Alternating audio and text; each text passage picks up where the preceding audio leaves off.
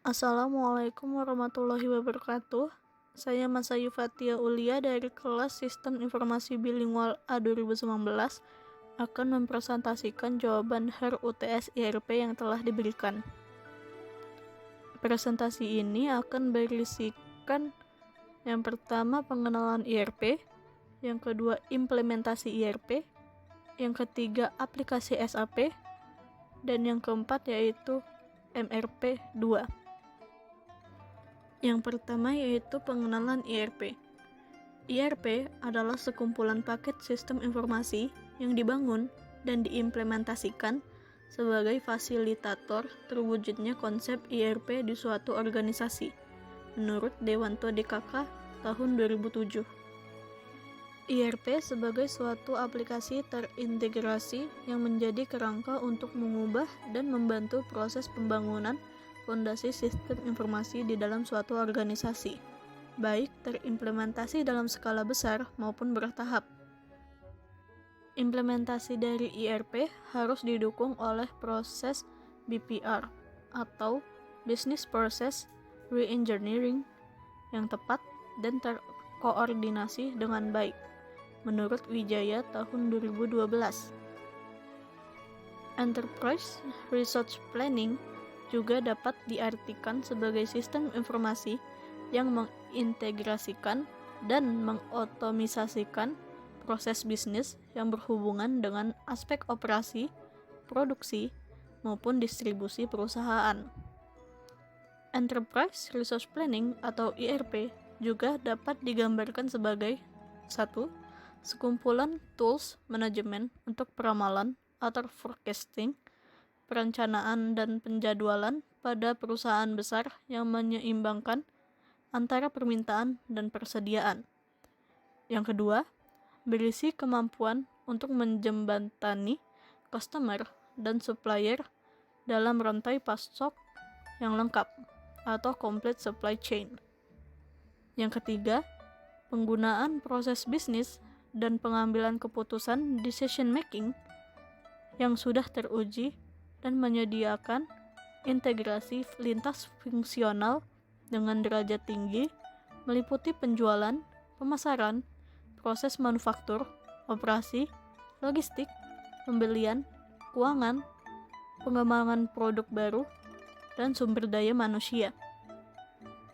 Yang keempat, memungkinkan untuk menjalankan bisnis yang dapat melayani konsumen dan produktivitas dengan level tinggi, dengan biaya yang rendah dan inventory yang lebih murah, dan menyediakan dasar yang kuat untuk perdagangan secara elektronik atau e-commerce. Yang kelima, mampu mengembangkan perencanaan dan penjadwalan yang berkaitan dengan sumber daya manusia, material, mesin, dan yang lain-lain. Tujuan sistem IRP adalah untuk mengkoordinasikan bisnis organisasi secara keseluruhan. IRP merupakan software yang ada dalam organisasi atau perusahaan untuk, yang pertama, otomatisasi dan integrasi banyak proses bisnis. Yang kedua, membagi database yang umum dan praktik bisnis melalui enterprise. Yang ketiga, menghasilkan informasi yang real time. Yang keempat, memungkinkan perpaduan proses transaksi dan kegiatan perencanaan. Beberapa manfaat yang dapat diperoleh dari penggunaan sistem IRP menurut Dewanto DKK tahun 2007 adalah: yang pertama, IRP menawarkan sistem terintegrasi di dalam perusahaan sehingga proses dan pengambilan keputusan dapat dilakukan secara lebih efektif.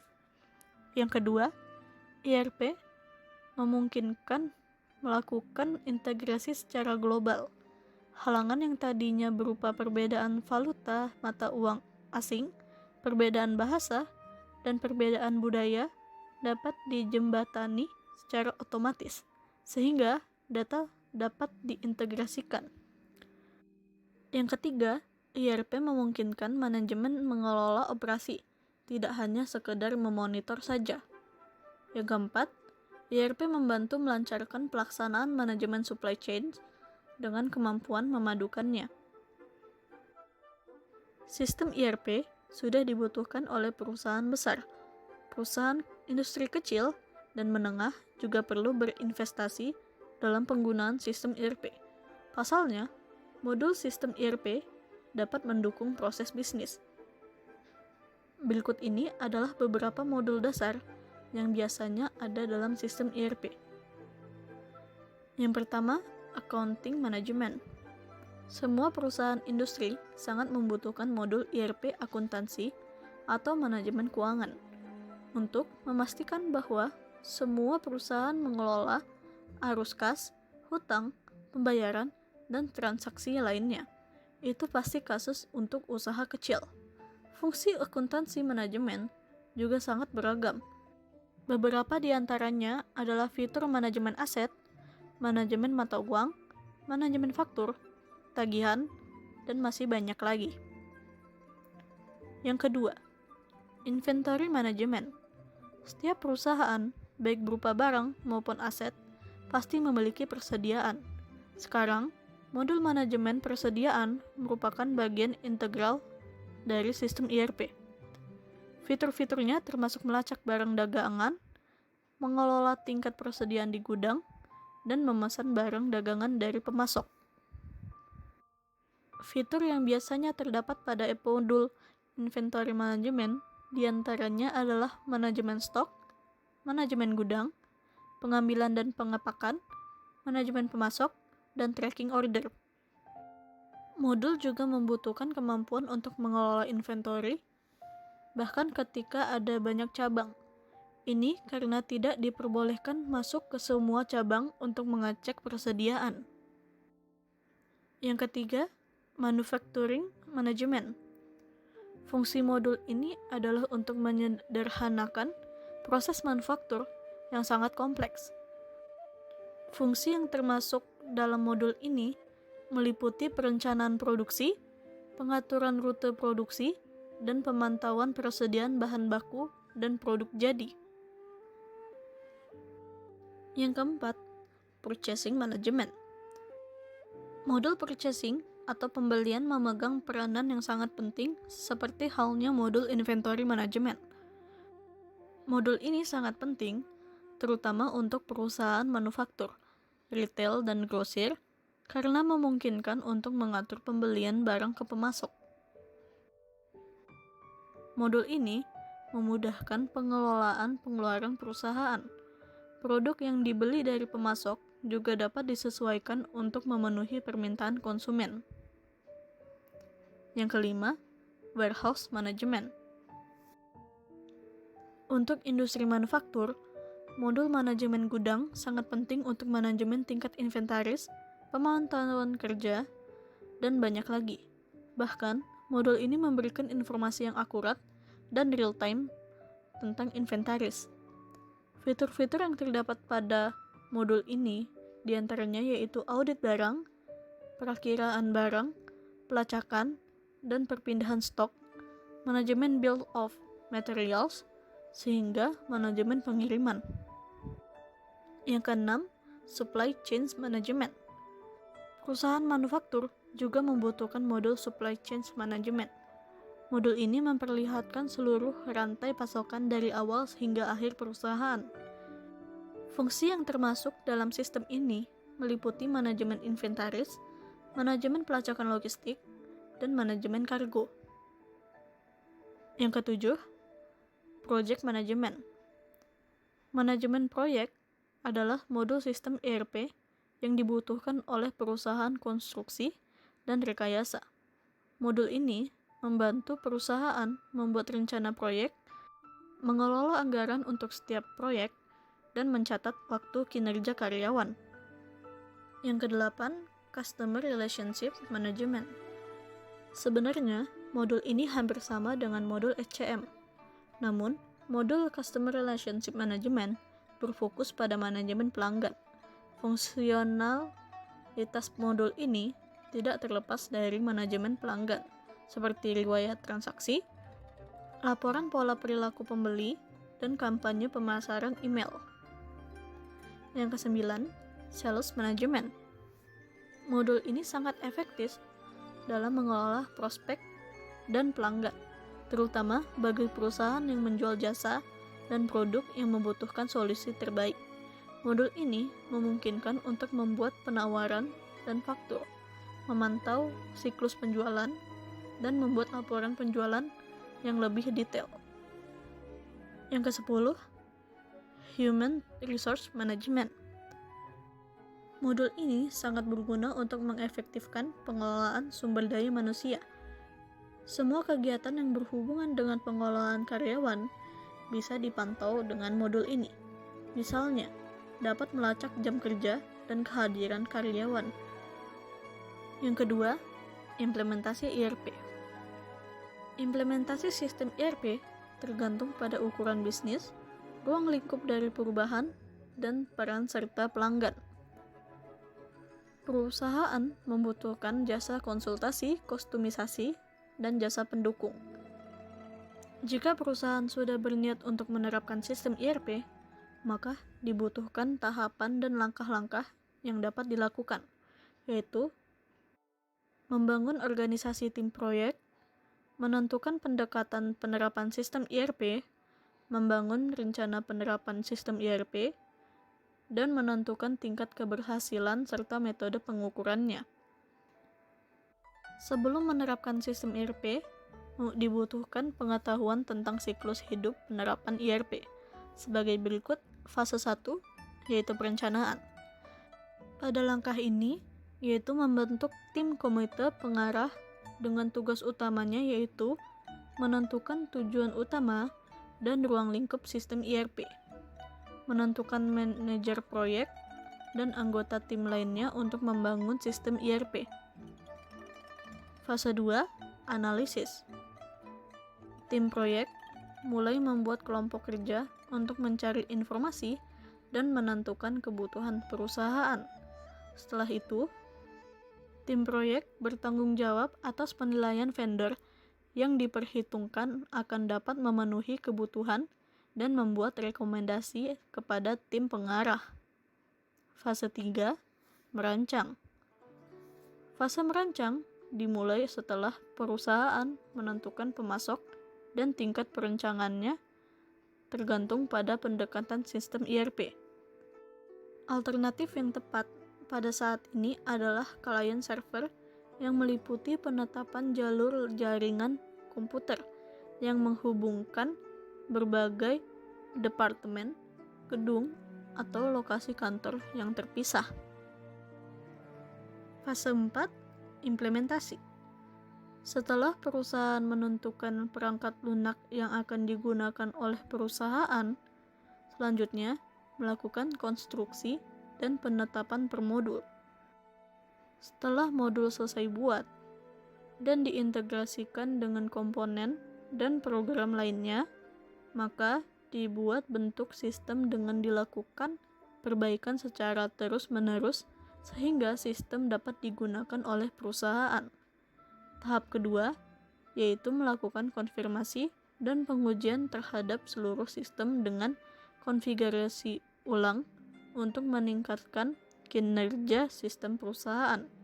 Tahap 3, yaitu membuat dokumentasi untuk seluruh sistem dan membuat pelatihan pada semua pengguna sistem. Dan yang terakhir, membuat rencana rollout sistem meliputi jadwal instalasi sistem seluruh divisi. Fase 5, dukungan teknis. Hal ini merupakan pemeliharaan dari sistem ERP yang meliputi koreksi kesalahan yang ditemui oleh user terkait.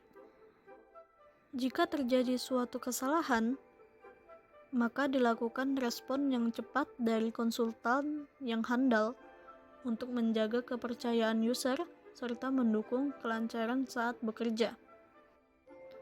Hingga saat ini, terdapat ratusan perusahaan di Indonesia yang menggunakan software ERP sebagai sistem manajemen utama mereka.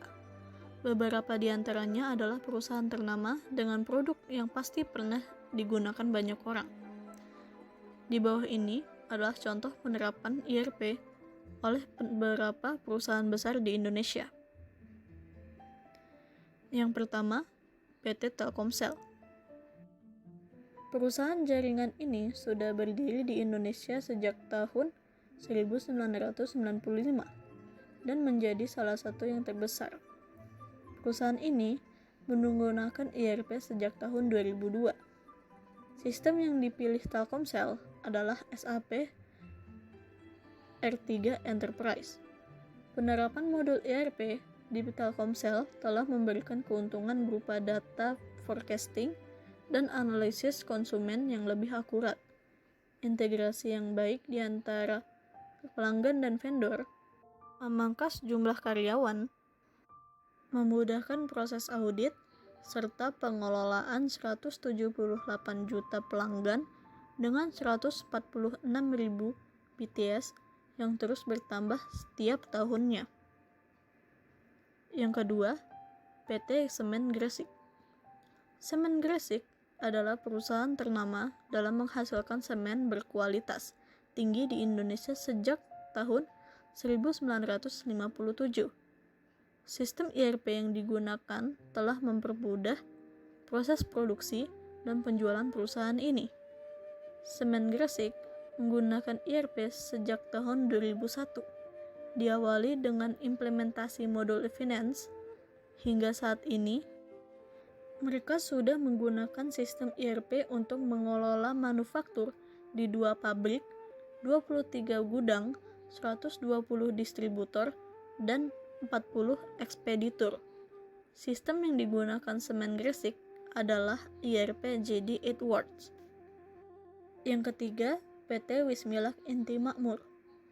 Perusahaan rokok terbesar di Indonesia ini menerapkan sistem ERP sebagai solusi manajemen bisnisnya. Penerapan ERP awalnya dilakukan sebagai solusi permasalahan tim divisi IT. Kini, seluruh aktivitas produksi hingga distribusi sudah tercatat dan terintegrasi. Manfaat lainnya yang diraih perusahaan ini adalah kemudahan tim pusat dalam memutuskan strategi baru. Sistem ERP yang digunakan Wismilak berasal dari vendor lokal yaitu Soltius. Yang keempat, PT Bell Foods. Perusahaan di Bogor ini merupakan salah satu produsen makanan cepat saji terbesar di Indonesia. Berlokasi di Bogor, daerah pabrik Bell Foods sering mengalami pemadaman listrik bergilir sehingga di awal-awal memiliki banyak pertimbangan dalam penerapan sistem ERP. Namun, kini Bell Foods sudah menggunakan ERP untuk kestabilan sistem.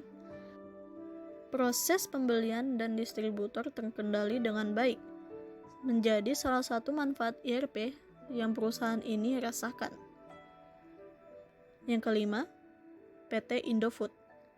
Indofood adalah perusahaan mie instan terbesar di dunia dengan 8 miliar mie per tahun yang harus didistribusikan. Memiliki 14 pabrik yang beroperasi di Indonesia, Cina, dan Nigeria. ERP menjadi faktor penting dalam menjalankan perusahaan.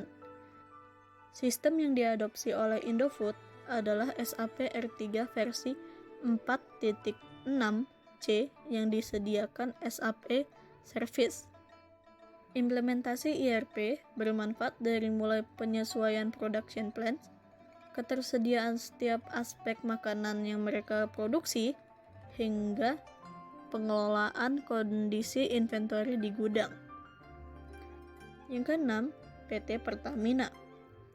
Perusahaan minyak dan gas BUMN ini berdiri sejak tahun 1957 dan menggunakan ERP sejak tahun 2005.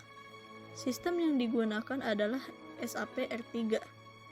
Beberapa manfaat implementasi ERP di Pertamina adalah keselarasan bisnis proses, people, and IT, pengembangan sistem, pemanfaat project management, dan kesesuaian company direction dengan IS direction. Yang ketiga, aplikasi SAP. Didirikan tahun 1972, SAP adalah perusahaan global yang bermarkas di Waldorf, Jerman. SAP adalah pemimpin pasar dalam software aplikasi enterprise. dan juga perusahaan analitik dan sistem informasi terkemuka.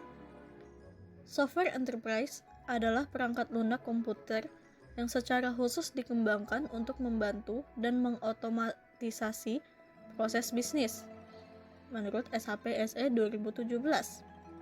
Menurut James A. Hall 2007 pada halaman 163-164, SAP adalah pemasok ERP terbesar.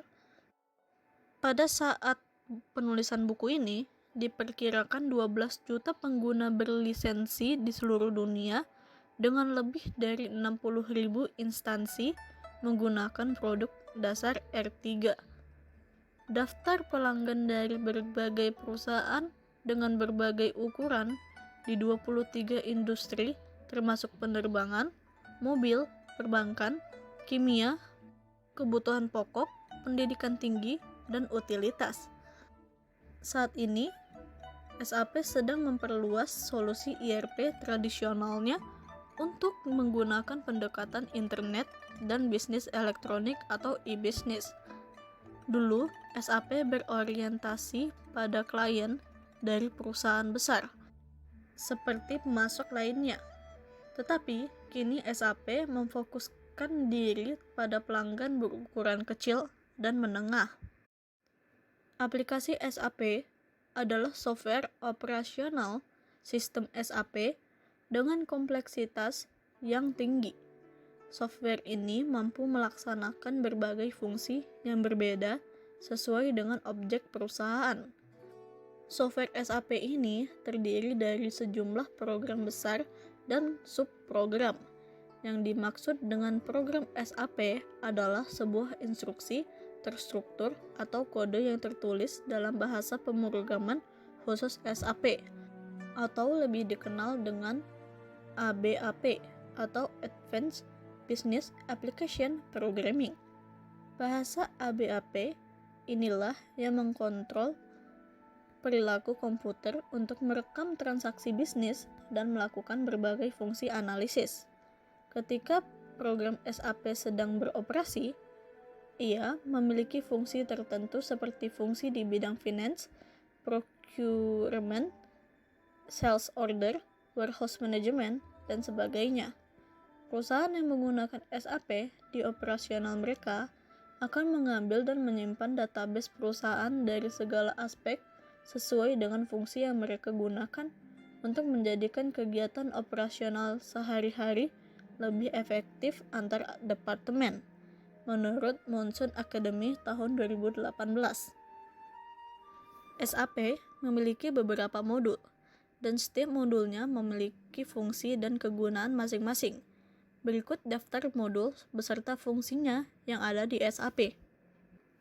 Yang pertama, FICO atau Finance and Control. Modul FICO ini menggabungkan standar akuntansi, perbendaharaan, buku besar, dan integrasi yang bertujuan untuk membuat laporan keuangan dan penetapan biaya. Terdiri dari penetapan biaya, analisis laba, dan elemen penetapan biaya. Yang kedua, PP atau Production Planning. Modul selanjutnya yang paling banyak digunakan di SAP Indonesia adalah PP. Modul ini digunakan untuk menjalankan proses perencanaan dan pengelolaan produksi perusahaan. Modul ini berisi berbagai solusi untuk konfigurasi sistem yang komprehensif, data master, dan proses produksi. Yang ketiga, MM atau Material Management. Modul SAP yang dimaksud untuk mendukung proses pembelian atau pengadaan dan mendukung manajemen gudang. Modul ini juga dapat diintegrasi dengan modul SAP lainnya seperti FICO, SD, QM, dan PP. Yang keempat ada SD atau Sales and Distribution. Modul SD ini digunakan untuk meningkatkan efisiensi dan kegiatan operasional perusahaan terkait dengan pesanan pelanggan. Modul ini juga dapat diintegrasikan dengan modul lainnya seperti FICO, MM, dan PP. Yang kelima ada HR atau Human Resource.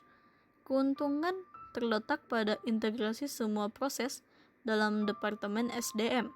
Prosesnya dimulai dengan aplikasi atau pendaftaran, manajemen karyawan, manajemen waktu, pemenuhan penggajian, dan yang lainnya.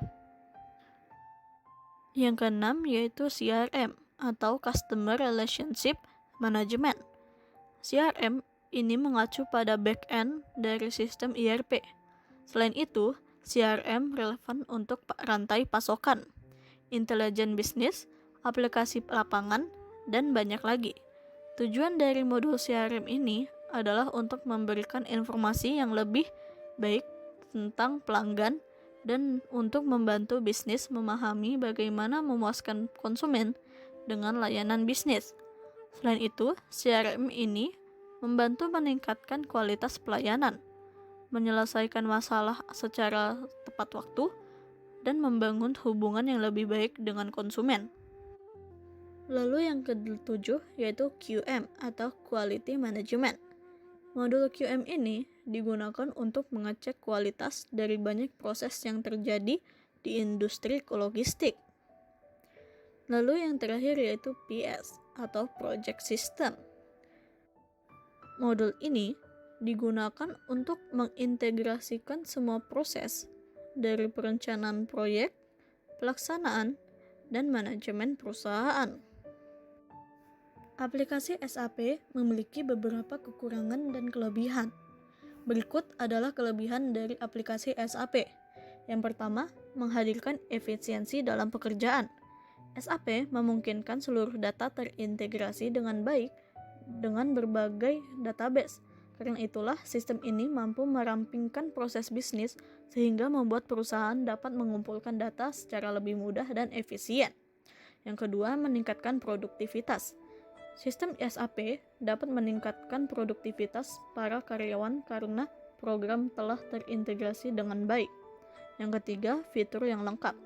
SAP memiliki berbagai fitur analitis seperti misalnya mengevaluasi kinerja dan juga mengambil keputusan.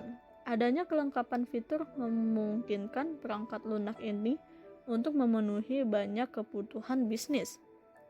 Yang keempat, cocok untuk seluruh dimensi bisnis. Sistem SAP sangat cocok digunakan pada hampir seluruh dimensi bisnis yang ada. Sistem ini memberikan fleksibilitas untuk pertumbuhan perusahaan, termasuk pada usaha kecil menengah. Yang kelima, adanya integrasi dengan e-commerce. Di era digital sekarang ini, e-commerce mengambil peran yang sangat penting. Hadirnya sistem yang bisa terintegrasi dengan e-commerce jelas akan sangat membantu bagi pelaku usaha e-commerce. Yang keenam, adanya modul yang mempermudah pekerjaan. Ada berbagai modul yang menyusun sistem SAP. Masing-masing modul tersebut punya fungsi yang berbeda-beda dalam satu sistem yang sama. Modul tersebut saling berbagi informasi sehingga hal ini dapat memudahkan manajerial bisnis. Yang ketujuh, konsisten. Sistem SAP selalu mengedepankan konsistensi, baik pada divisi yang sama maupun divisi yang berseberangan. Yang kedelapan, data tidak bisa diduplikasi. Data yang tersimpan di dalam sistem SAP tidak dapat diduplikasi.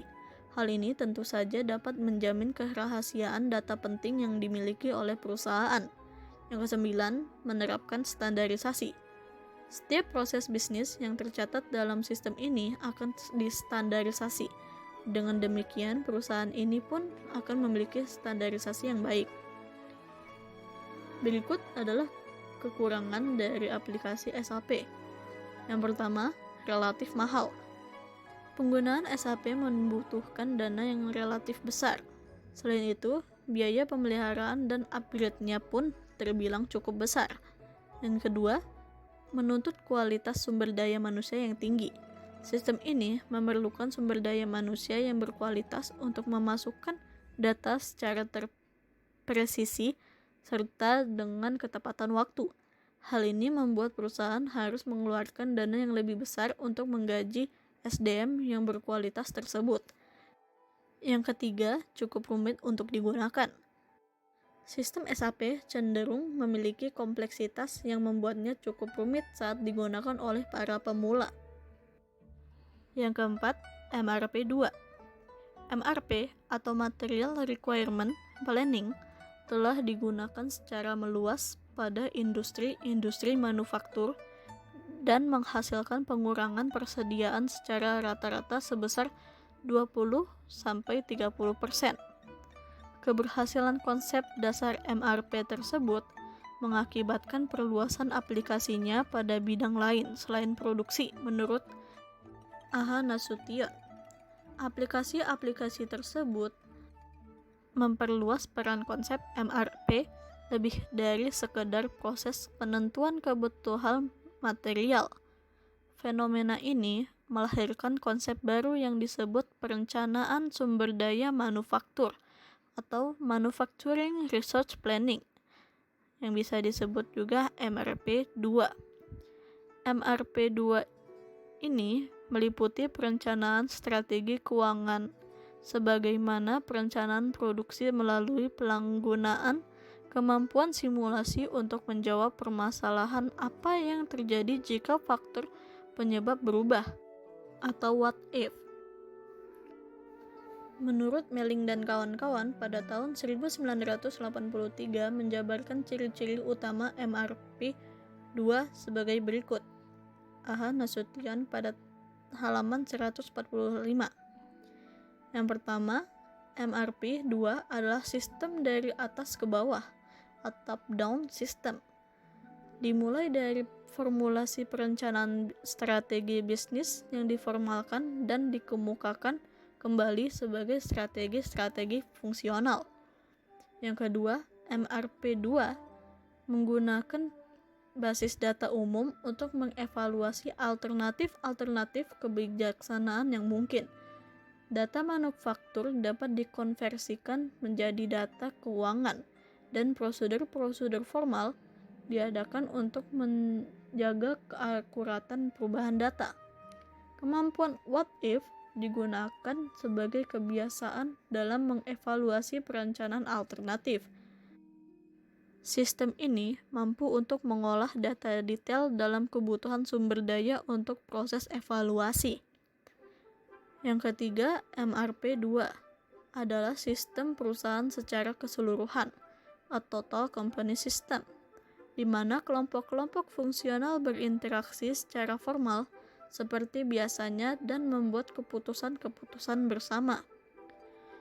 Yang keempat, MRP 2 adalah sistem nyata bagi pengguna, user transparent. Penggunaan pada seluruh tingkatan harus mengerti dan menerima logika dan realisme dari sistem tersebut, dan tidak bekerja di luar sistem yang diformalkan. MRP 2 merupakan suatu sistem terintegrasi yang menyediakan data di antara berbagai aktivitas produksi dan area fungsional lainnya dari bisnis secara keseluruhan. Sistem MRP 2 mengkoordinasikan pemasaran, manufacturing, pembelian dan rekayasa melalui pengadopsian rencana produksi, serta melalui penggunaan satu database terintegrasi guna merencanakan dan memperbaharui aktivitas dalam sistem industri modern secara keseluruhan.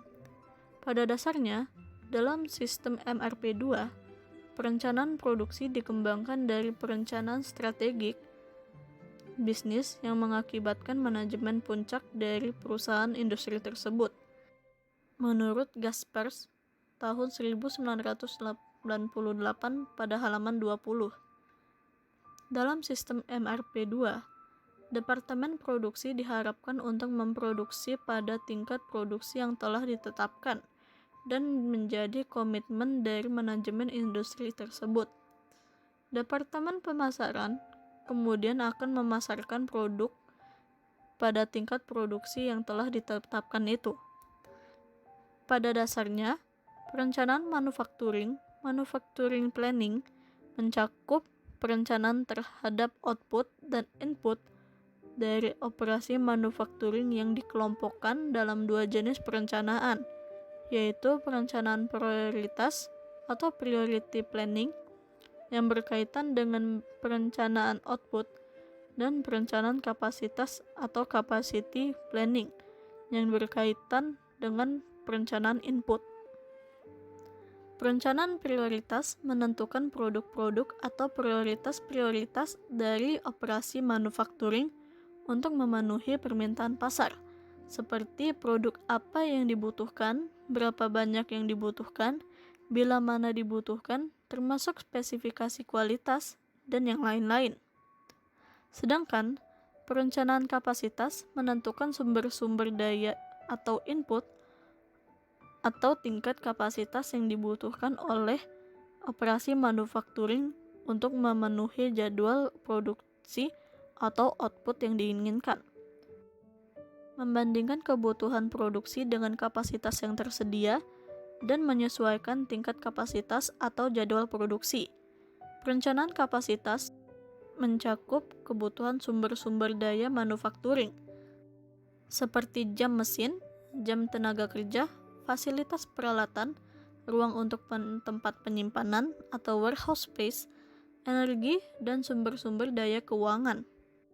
Dalam sistem MRP 2, perencanaan kapasitas tidak mencakup material, karena perencanaan material ditangani oleh fungsi perencanaan prioritas melalui penjadwalan produksi induk atau Master Production Scheduling (MPS), dan perencanaan kebutuhan material atau Material Requirement Planning atau MRP.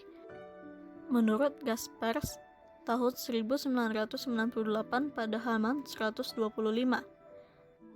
Pada dasarnya, terdapat 4 tingkat dalam hierarki perancangan prioritas dan kapasitas yang terintegrasi, antara lain perancangan produksi dan perancangan kebutuhan sumber daya. Yaitu yang pertama, penjadwalan produksi induk (MPS) dan Rough Cut Capacity Planning atau RCCP. Yang kedua, perencanaan kebutuhan material atau MRP dan perencanaan kebutuhan kapasitas atau CRP. Yang ketiga, pengendalian aktivitas produk atau PAC dan pengendalian input or output serta operation sequencing. Sekian presentasi dari saya, kurang lebihnya mohon maaf. Wassalamualaikum warahmatullahi wabarakatuh.